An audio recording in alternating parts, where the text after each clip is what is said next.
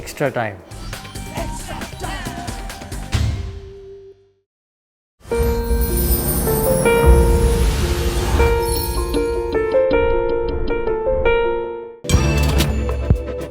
ISL খেলতে রাজ্যের মুখ্যমন্ত্রী মমতা ব্যানার্জির দ্বারস্থ হয়েছিল ইস্ট বেঙ্গল একটি আর্জি নিয়ে।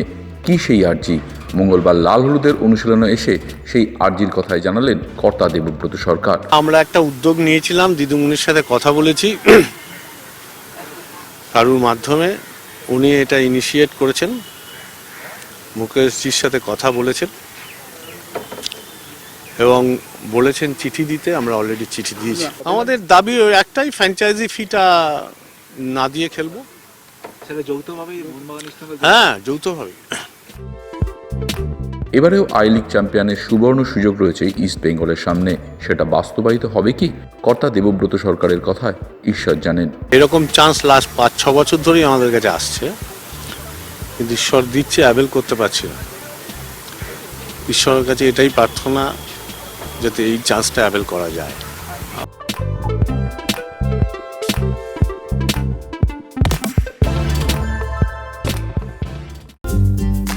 লেটেস্ট নিউজ আর এক্সক্লুসিভ ভিডিওর সঙ্গে আপডেট থাকতে এখনই সাবস্ক্রাইব করুন আমাদের ইউটিউব চ্যানেল। বেল আইকনে ক্লিক করতে ভুলবেন না যেন।